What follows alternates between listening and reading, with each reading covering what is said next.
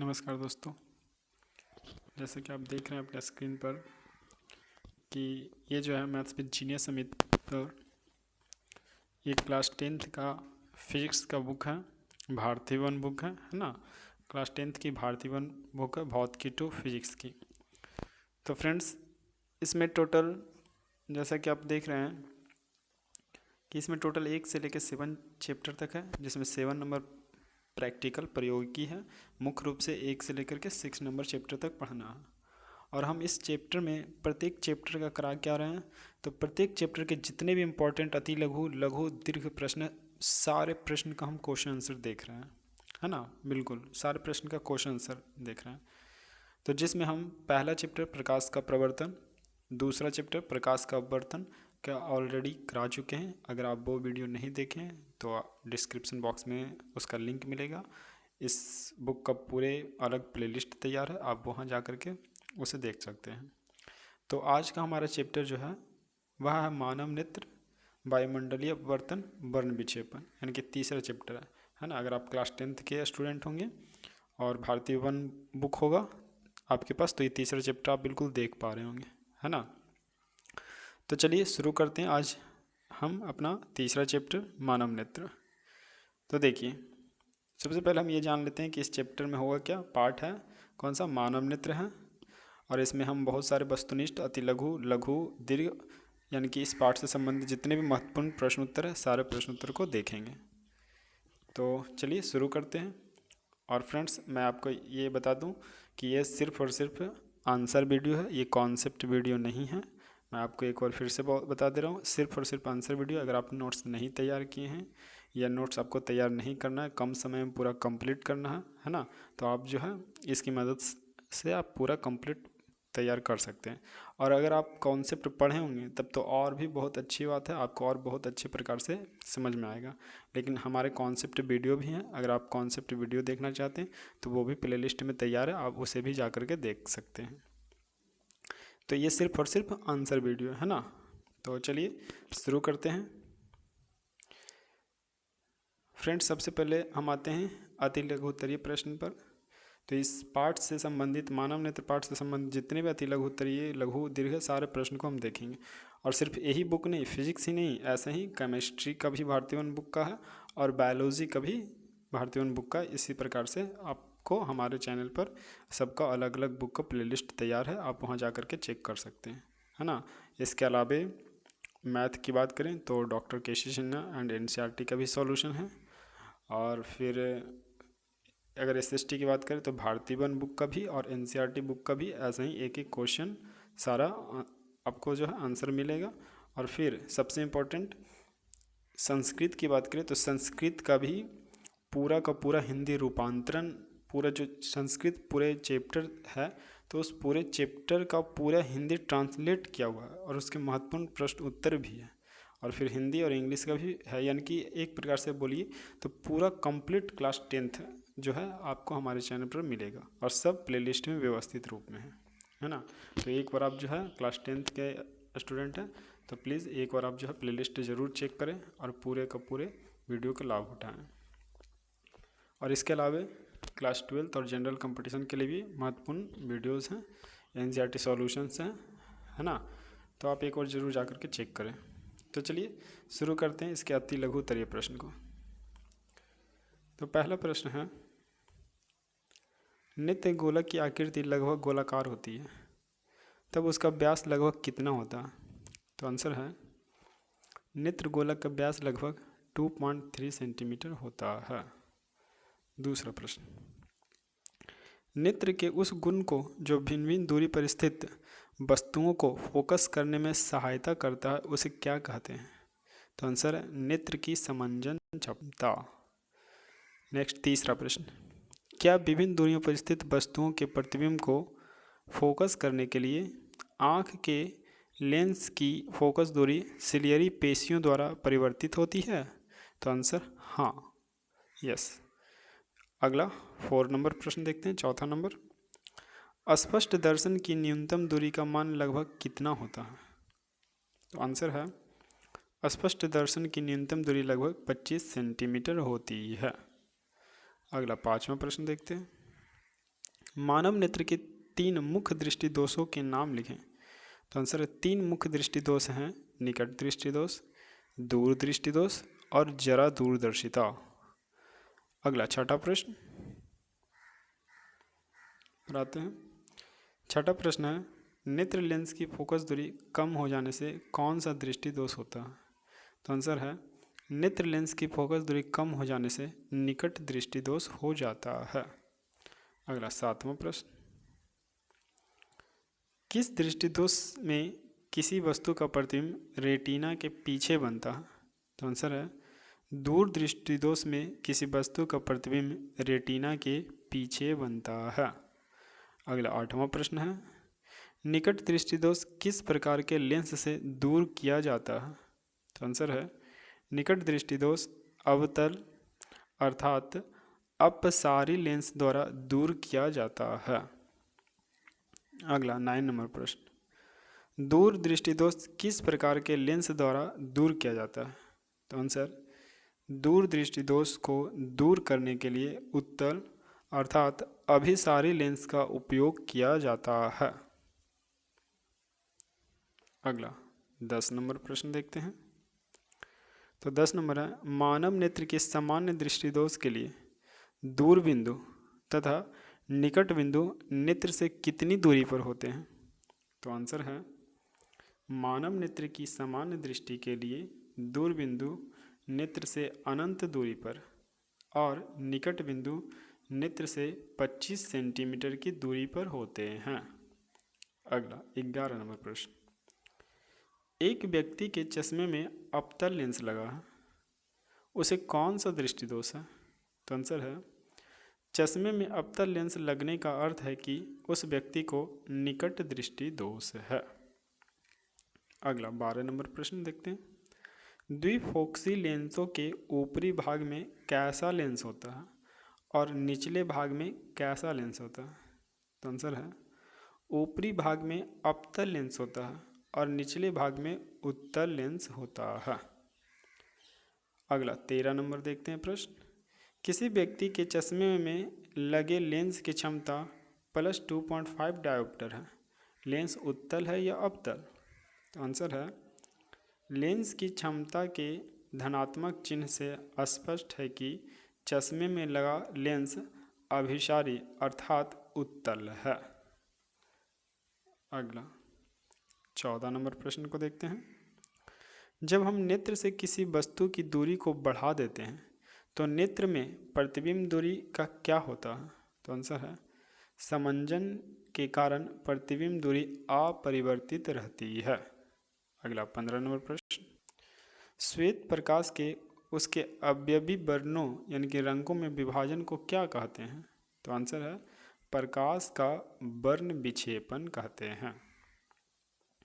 अगला 16 नंबर प्रश्न देखते हैं। प्रवर्तन तथा अपवर्तन में कौन प्रकाश के वर्ण विक्षेपण की घटना के लिए उत्तरदायी है? तो आंसर है प्रकाश का अपवर्तन। अगला 17वां नंबर प्रश्न 17वां नंबर देखते हैं, है ना। एक प्रिज्म से गुजरने पर श्वेत प्रकाश के विभिन्न अवयव भिन्न भिन्न कोणों से क्यों मुड़ जाते हैं? तो आंसर है प्रिज्म से गुजरने पर श्वेत प्रकाश के विभिन्न अवयव के भिन्न भिन्न कोणों से मुड़ने का कारण है विभिन्न वर्णों का कांच में विभिन्न चालों से गमन करना। अगला 18 नंबर प्रश्न देखते हैं। जब श्वेत प्रकाश एक प्रिज्म से होकर गुजरता है तो किस वर्ण यानी कि रंग का प्रकाश सबसे अधिक विचलित होता है और किस वर्ण का प्रकाश सबसे कम विचलित होता है? तो आंसर है जब श्वेत प्रकाश एक प्रिज्म से होकर गुजरता है तब बैंगनी वर्ण का प्रकाश सबसे अधिक विचलित होता है और लाल वर्ण का प्रकाश सबसे कम विचलित होता है। अगला 19 नंबर प्रश्न को देखते हैं। क्या प्रकाश का रंग प्रकाश तरंगों के तरंगदैर्घ्य पर निर्भर करता है? तो आंसर है हाँ, प्रकाश का वर्ण प्रकाश तरंगों के तरंगदैर्घ्य पर निर्भर करता है। अगला 20 नंबर प्रश्न देखते हैं। प्रकाश के किस वर्ण रंग के लिए तरंगदैर्घ्य अधिकतम होता है? तो आंसर है प्रकाश के लाल वर्ण यानी कि रंग के लिए तरंगदैर्घ्य अधिकतम होता है। 21 नंबर प्रश्न, अधिक तरंगदैर्घ्य के प्रकाश का विचलन कम होता है या अधिक? तो आंसर है अधिक तरंगदैर्घ्य के प्रकाश का विचलन कम होता है। 22 नंबर प्रश्न, तारों के टिमटिमाने की व्याख्या किस सिद्धांत के आधार पर की जाती है? तो आंसर है तारों के टिमटिमाने की व्याख्या वायुमंडलीय अपवर्तन के सिद्धांत के आधार पर की जाती है। अगला 23 नंबर प्रश्न, लाल वर्ण दूर से देखने पर भी लाल क्यों दिखाई देता है? तो आंसर है इसका कारण यह है कि लाल वर्ण कोहरे या धुएं से सबसे कम प्रकीर्णित होता है। अगला 24 नंबर प्रश्न, लाल वर्ण के प्रकाश का तरंगदैर्घ्य नीले प्रकाश के तरंगदैर्घ्य की अपेक्षा लगभग कितना गुना अधिक होता है? तो आंसर है 1.8 गुना अधिक होता है। एंड 25 नंबर प्रश्न देखते हैं, क्या कारण है कि आकाश का रंग नीला तथा सूर्योदय तथा सूर्यास्त के समय सूर्य रक्ताभ प्रतीत होता है? तो आंसर है प्रकाश के प्रकीर्णन के कारण। अगला 26 नंबर और अति लघु का लास्ट प्रश्न है यह, यदि पृथ्वी पर वायुमंडल नहीं होता तो प्रकाश का प्रकीर्णन नहीं होता और तब हमें आकाश नीला ना दिखाई देता, तब आकाश कैसा प्रतीत होता? तो आंसर है तब आकाश काला प्रतीत होता। तो फ्रेंड्स इस प्रकार से अति लघु में टोटल 26 प्रश्न थे जो कि ख़त्म हो गए, जो कि एक प्रकार से ऑब्जेक्टिव टाइप भी कह सकते हैं। तो देखिए फ्रेंड्स कुछ ही मिनटों में जो है 26 प्रश्न यानी कि इस पार्ट से संबंधित जितने भी महत्वपूर्ण अति लघु या ऑब्जेक्टिव टाइप क्वेश्चन थे जो खत्म हुए। अब हम चलेंगे लघु उत्तरीय प्रश्न पर। तो इसी प्रकार से केमिस्ट्री का भी है, बायोलॉजी का भी है ना, जो भारतीय वन बुक है उसका है। तो आप क्या देख रहे हैं कि बहुत ही कम समय में कुछ ही मिनटों में कुछ ही घंटों में है ना आप पूरे का पूरा सिलेबस कवर कर सकते हैं, जो कि आप जो है अभी तक कितने टाइम जो है बिता चुके होंगे, है ना। तो इस प्रकार से आप जो है आप हमारे चैनल के द्वारा बहुत ही कम समय में ये सारे नोट्स को तैयार करके और बिल्कुल याद कर सकते हैं, कॉन्सेप्ट पर ध्यान दे सकते हैं, है ना। और ये सिर्फ फिजिक्स केमिस्ट्री बायोलॉजी ही नहीं बल्कि एसएसटी के जितने पार्ट हैं, हिस्ट्री ज्योग्राफी सिविक्स इकोनॉमिक्स, है ना, डिजास्टर मैनेजमेंट, सारे का आंसर भी उपलब्ध है। इसी प्रकार से भारतीय वन और एनसीईआरटी दोनों बुक का। और फिर संस्कृत सबसे इम्पोर्टेंट, बहुत लोगों को परेशानी होती है संस्कृत में, तो आप जो है एक बार संस्कृत का भी अवश्य देखें, क्योंकि संस्कृत में जितने भी हैं, संस्कृत का जो बुक है पीयूषम, तो उस पीयूषम बुक में लगभग 16 चैप्टर हैं, 16 का 16 चैप्टर पूरा कंप्लीट, पूरा चैप्टर का हिंदी ट्रांसलेट किया हुआ, पूरा चैप्टर का हिंदी ट्रांसलेट किया हुआ, और प्लस उसके जितने भी महत्वपूर्ण प्रश्न उत्तर आते हैं सारे प्रश्न उत्तर हैं, है ना। तो आप एक बार वो उसे भी देख लीजिएगा, तो पूरा चैप्टर से संबंधित जितने भी ऑब्जेक्टिव क्वेश्चन आंसर होंगे सारे आपका क्लियर होगा। और उसी प्रकार से हिंदी और इंग्लिश में भी एनसीईआरटी बुक के सारे क्वेश्चन आंसर हैं। तो ये आपकी क्लास 10th की बात कर वही क्लास 12th का भी history geography civics NCERT book के सारे आंसर हैं। 100 मार्क्स हिंदी एंड इंग्लिश का बुक का सारा आंसर है ना। इसी प्रकार से तो जो है आप एक बार प्लेलिस्ट जा कर के अवश्य चेक करें, और उसमें जो है सारे बुक का जो है अलग अलग प्लेलिस्ट तैयार है, बिल्कुल व्यवस्थित रूप में है। आप वहाँ जा कर के सारे का वीडियो का लाभ उठा सकते हैं। और आप जो है चैनल को सब्सक्राइब अवश्य कर लें, क्योंकि आने वाले टाइम में और भी बहुत सारे इम्पोर्टेंट वीडियोज़ और सॉल्यूशन वीडियोज़ आते रहेंगे, तो आपके पास नोटिफिकेशन पहुंचता रहे, है ना। क्योंकि मैट्रिक मॉडल सेट जो 2022 में मार्केट में उपलब्ध जितने मॉडल सेट होंगे सारे मॉडल सेट के सॉल्यूशन भी बन रहे हैं, और वो भी बहुत जल्द आपके लिए उपलब्ध कराया जाएगा, ठीक है। तो आप जो प्लीज़ उसे चैनल को सब्सक्राइब कर ले और नोटिफिकेशन ऑन कर ले, ताकि जैसे ही उसे हम जो है अपलोड करें आपके पास तुरंत आसानी से पहुंच सके। ओके, तो चलिए फ्रेंड्स, इसमें जो है हम देखें अभी अति लघु तो कंप्लीट कर चुके हैं, अब आते हैं लघु उत्तरीय प्रश्न पर।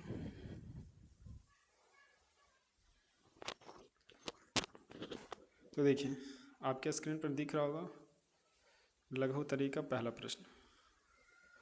नेत्र जिसमें इसमें जाने वाले प्रकाश की मात्रा को किस प्रकार नियंत्रित करता है। या इसी प्रश्न को हम कहें, विभिन्न दूरियों पर स्थित वस्तुओं को फोकस करने के लिए नेत्र को क्या परिवर्तन करना पड़ता है। तो आंसर है,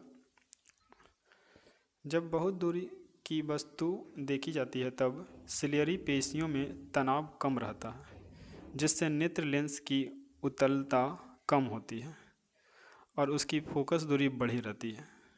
निकट स्थित वस्तुओं को फोकस करने के लिए सिलियरी पेशियाँ नेत्र लेंस को संकुचित कर उसे अधिक उत्तल बना देती है, जिससे उसकी फोकस दूरी आवश्यक परिमाण में घट जाती है और वस्तु रेटिना पर फोकसित हो जाती है। चलिए नेक्स्ट दूसरा प्रश्न देखते हैं। नेत्र की समंजन क्षमता से क्या अभिप्राय है। तो आंसर है, नेत्र स्वतः ही नेत्र लेंस की फोकस दूरी को इस प्रकार समंजित कर लेता है कि विभिन्न दूरियों पर स्थित वस्तुओं का प्रतिबिंब रेटिना पर ही बनता है और वस्तुएं स्पष्ट दिखाई देती हैं। नेत्र की ऐसी क्षमता को, जिससे नेत्र लेंस की फोकस दूरी स्वतः बदलती है, नेत्र की समंजन क्षमता कहते हैं। चलिए इसका तीसरा प्रश्न देखते हैं। और सारा का सारा बहुत ही भारतीय वन का प्रश्न है और बहुत ही इम्पोर्टेंट प्रश्न है। अगर सामान्य नेत्र 25 सेंटीमीटर से निकट रखी वस्तुओं को सुस्पष्ट क्यों नहीं देख पाते हैं। तो आंसर है, नेत्र लेंस अपनी समंजन क्षमता के कारण अपनी फोकस दूरी को समायोजित कर लेता है, परंतु नेत्र लेंस की फोकस दूरी एक निश्चित न्यूनतम सीमा से कम नहीं होती। किसी पुस्तक को नेत्र के अत्यंत निकट रखकर उसे पढ़ने पर प्रतिबिंब धुंधला दिखाई देने लगता है तथा नेत्र पर तनाव भी पड़ता है। यही कारण है कि सुविधापूर्वक सुस्पष्ट देखने के लिए किसी वस्तु को नेत्र से 25 सेंटीमीटर से निकट रखने पर वह सुस्पष्ट नहीं दिखाई देता है। चलिए 4 नंबर प्रश्न को देखते हैं। निकट दृष्टि दोष को कोई व्यक्ति 1.2 मीटर से अधिक दूरी पर रखी वस्तुओं को सुस्पष्ट नहीं देख सकता। इस दोष को दूर करने के लिए प्रयुक्त संशोधक लेंस किस प्रकार का होना चाहिए। तो आंसर है, निकट दृष्टि दोष वाले इस व्यक्ति को इस दोष को दूर करने के लिए अवतल अर्थात अपसारी लेंस का व्यवहार करना होगा। अगला 5वां प्रश्न, अंतिम पंक्ति में बैठे किसी विद्यार्थी को श्यामपट्ट पर लिखे अक्षरों को पढ़ने में कठिनाई होती है। वह विद्यार्थी किस दृष्टि दोष से पीड़ित है, उसे किस प्रकार संशोधित किया जा सकता है। तो आंसर है, चूँकि विद्यार्थी को श्यामपट्ट पर लिखे अक्षरों को पढ़ने में कठिनाई होती है, इसलिए वह निकट दृष्टि दोष से पीड़ित है और इसका संशोधन है कि इस दृष्टि दोष के संशोधन के लिए उसे अवतल या अपसारी लेंस का व्यवहार करना होगा। चलिए अगला 6 नंबर प्रश्न देखिए। किरण आरेख द्वारा प्रिज्म से होकर प्रकाश किरण के पथ को दिखाएं और विचलन कोण भी बताएं। तो जैसा कि आप फिगर देख रहे होंगे, है ना। और फ्रेंड्स मैं बता दूं, फिगर या कुछ भी स्पष्ट नहीं दिख रहा हो तो आप जो है क्वालिटी बढ़ा करके देखिए, बिल्कुल स्पष्ट दिखने लगेगा। तो चलिए फिगर दिख रहा है, आंसर है इसका। चित्र में प्रिज्म से होकर गुजरने वाले प्रकाश किरण के पथ को दिखाया गया है। ABC प्रिज्म को निरूपित करता है। PQ आपतित किरण है, QR अपवर्तित किरण है तथा RS निर्गत किरण है ना, जिसमें TOD अर्थात यह जो है क्या विचलन कोण है। चलिए अगला 7 नंबर प्रश्न को देखते हैं। प्रकाश के वर्ण विक्षेपण से आप क्या समझते हैं। तो आंसर है, प्रिज्म के भीतर से होकर गुजरने पर श्वेत प्रकाश या सूर्य का प्रकाश का अपने विभिन्न घटकों में विभाजन को प्रकाश का वर्ण विक्षेपण कहते हैं। चलिए 8 नंबर प्रश्न को देखते हैं।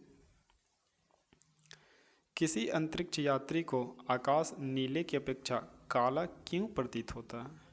तो आंसर है वायुमंडल में वायु के कण तथा अन्य सूक्ष्म कणों का साइज दृश्य प्रकाश के तरंगदैर्घ्य के प्रकाश की अपेक्षा कम तरंगदैर्घ्य वाले नीले वर्ण के प्रकाश को अधिक प्रभावी रूप से प्रकीर्णित करता है। अंतरिक्ष यात्री जब पृथ्वी से काफ़ी ऊंचाई पर रहता है तब वहाँ वायुमंडल के अभाव में प्रकाश का प्रकीर्णन नहीं हो पाता है। यही कारण है कि उसे आकाश काला प्रतीत होता है, नीला नहीं। तो इस प्रकार से देखिए फ्रेंड्स कि जो लघु तरीके का प्रश्न है वो भी समाप्त हुआ। अब जो है लघु तरीके दूसरे टाइप पर आते हैं जो कि एक प्रकार से कह सकते हैं दीर्घ तरीके टाइप का है ना।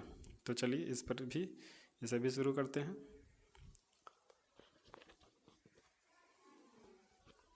चलिए पहला प्रश्न है निकट दृष्टिता क्या है? इसे दूर करने के लिए किस प्रकार के लेंस का व्यवहार किया जाता है? तो आंसर है निकट दृष्टिता अर्थात निकट दृष्टि दोष में नेत्र गोलक लंबा हो जाता है।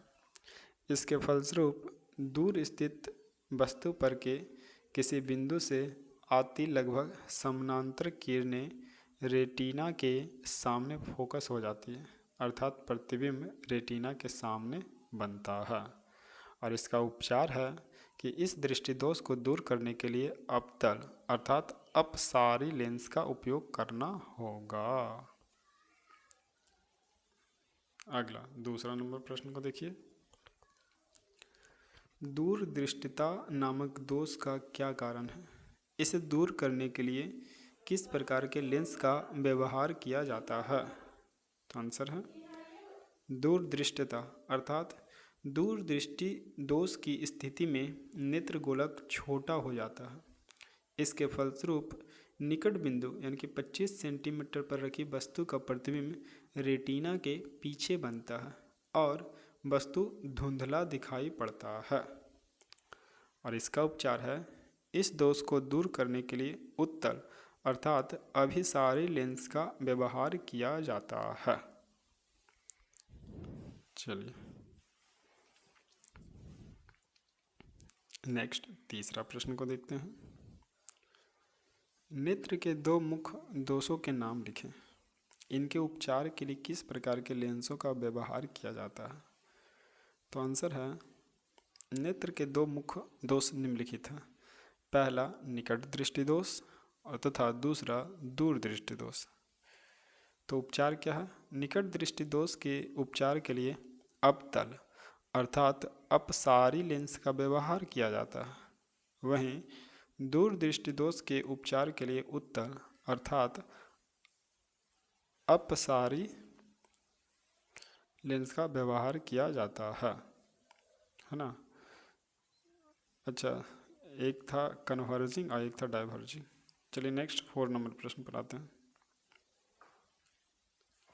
यदि हम तीव्र प्रकाश से किसी कम प्रकाश वाले कमरे में जाते हैं तो वहाँ वस्तुओं को स्पष्ट रूप से देखने में कुछ समय क्यों लगता है? तो आंसर है तीव्र प्रकाश में आँख की पुतली सिकुड़कर छोटी हो जाती है। कम प्रकाश वाले कमरे की वस्तुओं को देखने के लिए आँख की पुतली का अधिक खुलकर बड़ा होना आवश्यक है। पुतली के सिकुड़कर छोटी हो जाने के कुछ समय बाद ही वह फैलकर अधिक खुल जाती है। यही कारण है कि तीव्र प्रकाश से कम प्रकाश वाले कमरे में जाने पर वहां रखी वस्तुओं को देखने में कुछ समय लग जाता है। चलिए नेक्स्ट 5 नंबर प्रश्न पर आते हैं। जब श्वेत प्रकाश एक प्रिज्म से होकर गुजरता है तब इसके अवयव किसी सफ़ेद पर्दे पर भिन्न भिन्न स्थानों पर दिखाई पड़ते हैं, क्यों? तो आंसर है जब श्वेत प्रकाश प्रिज्म से होकर गुजरता है तो पर्दे पर हमें श्वेत निर्गत प्रकाश के स्थान पर रंगीन प्रकाश की पट्टी प्राप्त होती है। वास्तव में उस रंगीन पट्टी में 7 वर्ण होते हैं। इसका कारण यह है कि प्रिज्म द्वारा विभिन्न वर्णों के प्रकाश का विचलन अलग अलग होता है ऐसा इसलिए होता है कि प्रिज्म द्वारा विभिन्न वर्णों के प्रकाश कांच में विभिन्न चाल से चलते हैं। बैंगनी वर्ण का विचलन अधिकतम होता है और लाल वर्ण का विचलन न्यूनतम होता है।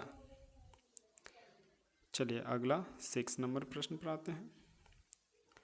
श्वेत प्रकाश से प्राप्त स्पेक्ट्रम यानी कि वर्णपट अर्थात रंगीन पट्टी की उत्पत्ति का क्या कारण है? तो आंसर है स्पेक्ट्रम के उत्पन्न होने का कारण है कांच के प्रिज्म द्वारा विभिन्न वर्णों अर्थात विभिन्न तरंगदैर्घ्य के प्रकाश का भिन्न भिन्न विचलन होना। लाल वर्ण का विचलन सबसे कम और बैंगनी वर्ण का विचलन सबसे अधिक होता है।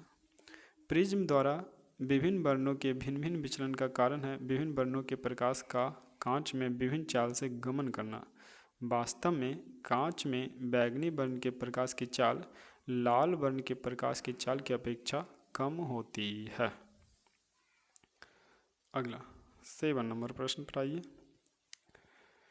तो 7 नंबर प्रश्न है तारे क्यों टिमटिमाते हैं? है ना, बहुत इंपॉर्टेंट प्रश्न। तारे क्यों टिमटिमाते हैं? तो आंसर है तारों का टिमटिमाना वायुमंडल की असमानता के कारण होता है। वायुमंडल कभी शांत नहीं रहता। गर्म तथा ठंडी हवा हमेशा बहती रहती है। ठंडी हवा की अपेक्षा गर्म हवा का घनत्व कम और इसलिए अपवर्तनांक कम होता है।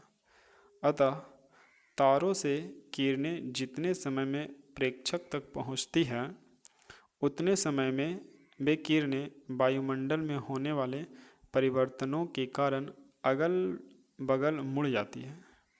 कभी कभी बीच के वायुमंडल में एकाएक परिवर्तन होने के कारण किरणें एक ओर विचलित हो जाती हैं, जिससे प्रकाश प्रेक्षक से बहुत थोड़े समय के लिए अंशतः या कभी कभी पूर्णतः कट जाता है। इसी कारण तारे टिमटिमाते दिखाई देते हैं। चलिए नेक्स्ट 8 नंबर प्रश्न पर को देखते हैं।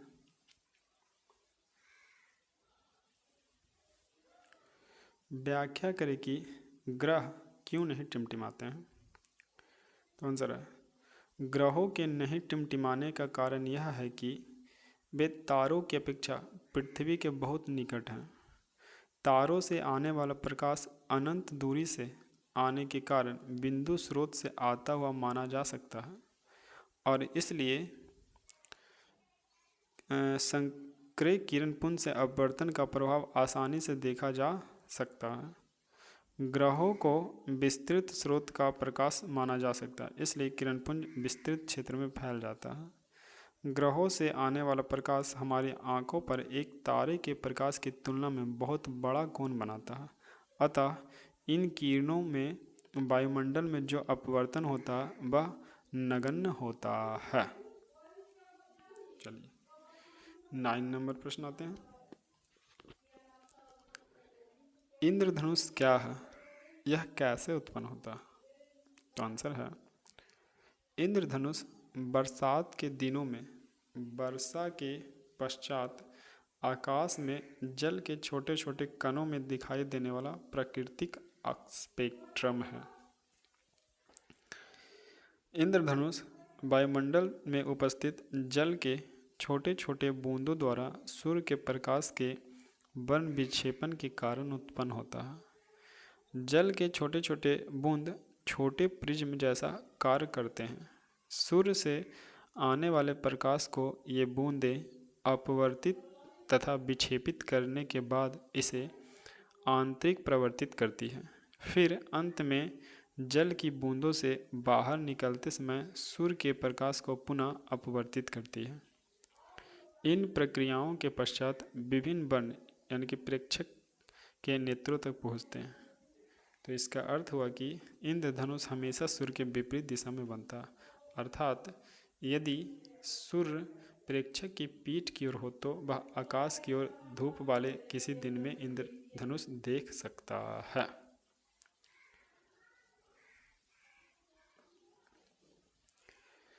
अगला और इम्पोर्टेंट प्रश्न, सूर्योदय के समय सूर्य रक्ताभ क्यों प्रतीत होता है? तो आंसर है दिन में सूर्य का रंग समय के साथ बदलता रहता है। दोपहर को जब सूर्य सिर के ऊपर रहता है तब वह श्वेत प्रतीत होता है, क्योंकि नीले तथा बैंगनी वर्ण का बहुत कम भाग ही प्रकीर्णित होता है। सूर्योदय तथा सूर्यास्त के समय वायुमंडल से होकर सूर्य के प्रकाश को अधिक दूरी तय करनी पड़ती है और उसे अधिक कणों से होकर गुजरना पड़ता है, जो मुख्य रूप से नीले वर्ण को प्रकीर्णित कर देते हैं। इसलिए जो बचा हुआ प्रकाश हमारी आंखों तक आता है उसमें मुख्य रूप से अधिक तरंगदैर्घ्य का लाल वर्ण होता है। यही कारण है कि सूर्योदय तथा सूर्यास्त के समय सूर्य रक्ताभ प्रतीत होता है। चलिए 11 नंबर प्रश्न आते हैं, जो कि लघुत्तरीय टाइप 2 का लास्ट प्रश्न है, और वह है आकाश नीला क्यों प्रतीत होता। ये भी बहुत इम्पोर्टेंट प्रश्न है। तो आंसर है, सूर्य का प्रकाश जब वायुमंडल से होकर गुजरता है तब उसका वायुमंडल के गैसों के अणुओं, धूल कणों आदि से प्रकीर्णन होता है। सूर्य के श्वेत प्रकाश में 7 वर्ण होते हैं, जिसमें लाल और नीला भी शामिल है। लाल वर्ण की अपेक्षा नीले वर्ण के प्रकाश का तरंगदैर्घ्य बहुत कम होता है। इसलिए जब सूर्य का प्रकाश वायुमंडल से होकर गुजरता है तो वायु के सूक्ष्म कण नीले वर्ण के प्रकाश को अधिक प्रबलता से प्रकीर्णित करते हैं। यही प्रकीर्णित प्रकाश हमारी आंखों तक पहुंचता है, जिस कारण आकाश नीला प्रतीत होता है। चलिए फ्रेंड्स, तो ये लघु उत्तरीय का भी टाइप 2 समाप्त हुआ।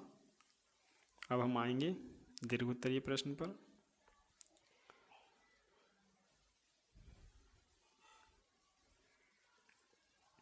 देखिए, तो ये आपके सामने दीर्घ उत्तरीय प्रश्न है, और मैं आपको एक बार फिर से अवगत करा दूं कि ये जो है सिर्फ और सिर्फ देख रहे होंगे तो सिर्फ और सिर्फ आंसर वीडियो, कॉन्सेप्ट वीडियो नहीं है। कॉन्सेप्ट वीडियो का अलग प्लेलिस्ट है, और ये आंसर यानी कि फिजिक्स, केमिस्ट्री, बायोलॉजी अगर आप नोट्स नहीं बनाए हैं या फिर नोट्स बनाना चाहते हैं तो बहुत ही कम समय में इसके माध्यम से आप बना सकते हैं। ठीक है, और आपको मैं पहले बता दूं कि ये जो है भारतीय वन की फिजिक्स, केमिस्ट्री, बायोलॉजी, अगर एसएसटी के हिस्ट्री, ज्योग्राफी, सिविक्स और भी बहुत सारे जो क्लास 10th की जितने भी एनसीईआरटी बुक्स हैं सारे के जो है क्वेश्चन आंसर सॉल्यूशन सब कुछ उपलब्ध है ना, और सबका अलग अलग प्लेलिस्ट तैयार है। तो आप एक बार जा कर के उसे चेक कर सकते हैं, और उसका लिंक डिस्क्रिप्शन बॉक्स में आपको मिलेगा, आप वहाँ से भी देख सकते हैं। तो चलिए शुरू करते हैं इसके दीर्घ उत्तरीय प्रश्न को। तो पहला प्रश्न है, निकट दृष्टि दोष से आपका क्या अभिप्राय है? इस दोष का निवारण किस प्रकार किया जाता है? तो आंसर है, निकट दृष्टि दोष वाला व्यक्ति निकट की वस्तुओं को तो स्पष्ट रूप से देख सकता है, परंतु दूर की वस्तुओं को वह साफ साफ नहीं देख सकता। इस निकट दृष्टि दोष का निवारण जो है वह है, निकट दृष्टि दोष की स्थिति में नेत्र गोलक अपेक्षाकृत लंबा हो जाता है। फलस्वरूप बहुत दूर स्थित वस्तु पर के किसी बिंदु से आती लगभग समानांतर किरणें रेटिना के सामने पर फोकस हो जाती है। इसलिए इस प्रकार के नेत्र को एक ऐसे साधन की आवश्यकता है जो दूर से आने वाली समानांतर किरणों को अपसारित कर रेटिना आर पर फोकस करे। इसलिए इस दोष के निवारण के लिए जिस चश्मे का व्यवहार किया जाता है उसका लेंस अपसारी या अवतल होता है, जो दूर से आने वाली समानांतर किरणों को इतना अपसारित कर देता है कि किरणें रेटिना के पहले मिलने के बजाय रेटिना पर ही मिलती है। ऐसी स्थिति में दूर स्थित वस्तु से आने वाली समानांतर किरणें अवतल लेंस के फोकस से अपसरित होती हुई प्रतीत होती है। और जो आप इसका चित्र भी देख सकते हैं, है ना, तो आप इसका एक बार चित्र भी बना लें। तो उम्मीद है कि आप नोट्स तैयार कर लिए होंगे, चित्र बना लिए होंगे। चलिए नेक्स्ट इसके अगले प्रश्न पर आते हैं। दृष्टि दोष मुख्यतः कितने प्रकार के होते हैं? किसी एक दृष्टि दोष को दूर करने की विधि का वर्णन करें।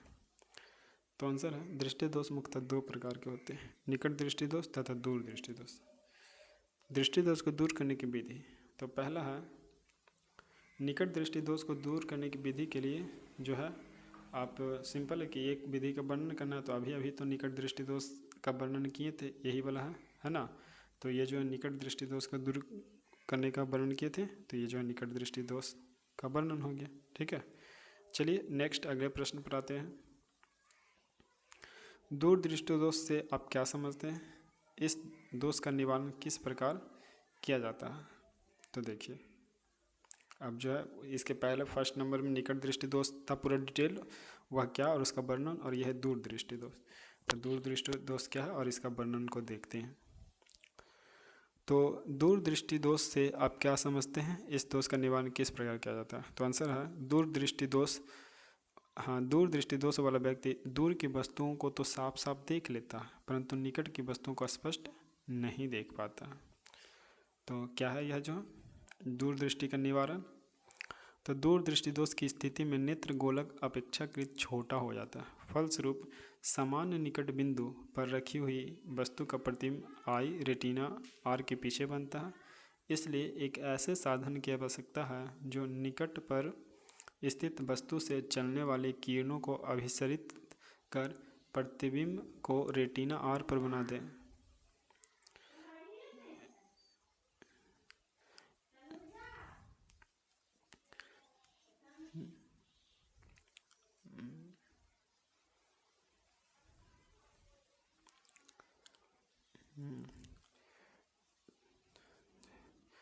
चलिए ये प्रतिबिंब को रेटिना आर पर बना दें। फिर है फिर है इस दोष को दूर करने के लिए जिस चश्मे का व्यवहार किया जाता है उसका लेंस अभिसारी या उत्तल होता है, जो निकट बिंदु पर रखी वस्तु को से आने वाली किरणों को इतना अभिसरित कर देता है कि वे नेत्र के अपने निकट बिंदु इंडेक्स से आती हुई प्रतीत होती है और प्रतिबिंब आई रेटिना पर बनता है। तो देखिए ये जो है इसका डिटेल था, और आप जो है इसका संपूर्ण वर्णन देख सकते हैं, मतलब कि ये जो फिगर है आप इसको बना सकते हैं। चलिए अब आते हैं इसके 4 नंबर प्रश्न पर, है ना। और कितने, चलिए तो व्याख्या वाला, चलिए लास्ट है, बहुत कम ही अब है। 4 नंबर प्रश्न है क्या स्पेक्ट्रम क्या है? आप किस प्रकार दिखाएंगे कि सूर्य का प्रकाश 7 रंगों से बना है ना। फिर से देख लीजिए, स्पेक्ट्रम क्या है, आप किस प्रकार दिखाएंगे सूर्य का प्रकाश 7 रंगों यानी कि वर्णों से बना है। तो आंसर है जब श्वेत प्रकाश का संकीर्ण किरण पुंज किसी कांच के प्रिज्म से होकर गुजरता है, तब प्रिज्म से होकर बाहर निकलने वाली किरणें न केवल विचलित होती है वरन 7 वर्णों में बट जाती है। यदि प्रिज्म से बाहर निकलने वाली किरणों के पथ में एक सफ़ेद पर्दा रख दिया जाए तो पर्दे पर एक रंगीन पट्टी प्राप्त होती है। इस रंगीन पट्टी को ही स्पेक्ट्रम कहते हैं। श्वेत प्रकाश के स्पेक्ट्रम का एक सिरा बैंगनी वर्ण तथा दूसरा सिरा लाल वर्ण का होता तथा इनके बीच में 5 और वर्ण विद्यमान होते हैं। आपका सूर्य का प्रकाश 7 रंगों से बना होता है, या दिखलाने के लिए एक प्रयोग है, तो आप प्रयोग भी कर सकते हैं। बस सिंपल प्रयोग कुछ नहीं, एक प्रिज्म को रख लीजिए और उसे श्वेत प्रकाश गुजारिए या एक पर्दे पर इसे प्राप्त कीजिए, तो आपको जो है 7 रंगों में प्राप्त होगा, जैसे कि आप फिगर में देख सकते हैं। ठीक है, तो बाद जो है प्रयोग को दिखलाया गया, आप एक और अच्छे से पढ़ लीजिए और इस फिगर को बना सकते हैं। चलिए नेक्स्ट 5 नंबर पर आते हैं।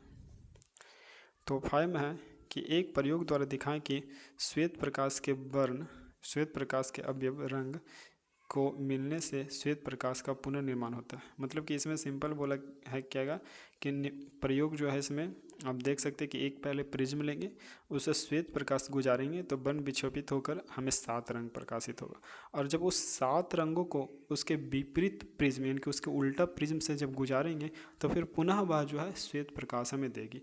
बस इसी प्रिज्म 1 और प्रिज्म 2 में दिखाया गया आप फिगर में देख सकते हैं, है ना, और इसे पढ़ सकते हैं, लिख सकते हैं। ओके, चलिए तो इसके अब जो है नेक्स्ट 6 नंबर प्रश्न पर आ जाते हैं। तो 6 नंबर प्रश्न है, वायुमंडलीय अपवर्तन से आप क्या समझते हैं, एक उदाहरण द्वारा इसे समझाएं। तो आंसर है वायुमंडलीय अपवर्तन का कि किसी आग की भट्टी अथवा किसी ऊष्मीय विकिरक के ऊपर की गर्म हवा के दूसरी ओर की वस्तुओं को देखने पर वे अनियमित ढंग से हिलती हुई दिखाई पड़ती है अथवा उनमें झिलमिलाहट जैसा दिखाई पड़ता है। आग की भट्टी के ठीक ऊपर की हवा उसके और ऊपर की हवा से अधिक गर्म होती है। गर्म हवा अपने ऊपर की ठंडी हवा की अपेक्षा हल्की अर्थात कम सघन होती है तथा इसका अपवर्तनांक ठंडी हवा की तुलना में थोड़ा कम होता है। यही कारण है कि हवा के अपवर्तनांक में परिवर्तन होने का कारण हवा की दूसरी ओर की वस्तुएं कुछ हिलती हुई दिखाई पड़ती है। वायुमंडलीय अपवर्तन के कारण कुछ इसी प्रकार का प्रभाव देखने को मिलता है। जैसे उदाहरण जो है वायुमंडलीय अपवर्तन के कारण का उदाहरण तारों का टिमटिमाना, है ना, जैसे कि इसके पहले प्रश्न भी हम देखें। और चलिए आज जो है इसके 7 दीर्घोत्तरी का 7 लास्ट प्रश्न देखते हैं, जो कि ये भी बहुत इंपॉर्टेंट प्रश्न है। सूर्योदय तथा सूर्यास्त के समय सूर्य वास्तव में क्षितिज के नीचे रहता है, फिर भी सूर्य दिखाई पड़ता है, क्यों? तो आंसर है सूर्य की किरणें जब लगभग पूर्ण निर्वात से वायुमंडल में प्रवेश करती है तो किरणें अपवर्तित हो जाती हैं। किरणों का विस्थापन महत्तम होगा जब किरणें वायुमंडल की सतह पर लगभग पृष्ठ सर्पी आपतन पर पड़ती है, अर्थात जब सूर्य क्षितिज पर होता है।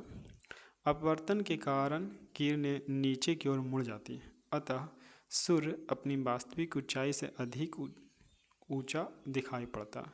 फलस्वरूप सूर्य उस समय भी दिखाई देने लगता है जब वह वस्तुतः क्षितिज से थोड़ा नीचे हो जाता है। इस प्रकार सूर्योदय तथा सूर्यास्त के बीच लगभग 4 मिनट बढ़ जाता है, और ये इसका फिगर है। तो चलिए फ्रेंड्स, बहुत खुशी के साथ तो जो है ये चैप्टर हम ख़त्म कर लिए, और बस हम इतना कहना चाहेंगे कि आप जितने भी प्रश्न इस चैप्टर में देखें, अगर आप पूर्ण अति लघु लघु और दीर्घ इस सारे प्रश्न कंप्लीट कर लेते हैं, नोट्स बना लेते हैं और इसे याद कर लेते हैं, तो फिर आपको भी यह समझ में आ रहा होगा कि इससे एक भी प्रश्न जो है बाहर आने वाले नहीं हैं, है ना। तो आप जो है एक सिंसियर स्टूडेंट की तरह इसे समझिए और इसका नोट्स बनाइए। और फिर इसके अलावा जो है जैसा कि आप देख रहे हैं स्क्रीन पर, है ना, मैथ्स विद जीनियस समिति पर जो doctor KC Sinha and NCERT का सॉल्यूशन उपलब्ध है, आप जो है उस सॉल्यूशन वीडियो भी देख सकते हैं। वही साइंस की बात करें तो भारतीय वन बुक का आंसर है। एसएसटी की बात करें तो ऑल एनसीईआरटी और भारतीय वन दोनों बुक का आंसर है। हिंदी जो है एनसीईआरटी बुक का आंसर है। संस्कृत जो है एनसीईआरटी बुक का आंसर, और संस्कृत की सबसे बड़ी खासियत है कि पूरे चैप्टर का जो है हिंदी ट्रांसलेट किया हुआ है, और इंग्लिश पे भी एनसीईआरटी बुक का आंसर है ना। इसके अलावा अगर हम बात करें क्लास 12th की, तो क्लास 12th में भी 100 मार्क्स हिंदी बुक का आंसर है, 100 मार्क्स इंग्लिश बुक का आंसर है। और न्यू अपडेट में जो है क्लास 12th की आर्ट्स जो सब्जेक्ट की है, हिस्ट्री, ज्योग्राफी, सिविक्स, इन सारे एनसीईआरटी बुक के भी आंसर उपलब्ध हैं। बहुत सारे मॉडल सेट के आंसर उपलब्ध हैं, और फिर क्लास नोट्स भी उपलब्ध हैं, है ना। तो इस सारे का जो है प्लेलिस्ट तैयार है। सारा प्लेलिस्ट में आपको व्यवस्थित रूप में हर एक सब्जेक्ट का पूरा फुल बुक आंसर और सॉल्यूशन सब कुछ मिलेंगे। तो उसका लिंक जो है वह डिस्क्रिप्शन बॉक्स में दिया हुआ है, और आप जो है उस लिंक के द्वारा आप जाएं और एक बार पूरे इन सभी वीडियोस को देखें। ओके।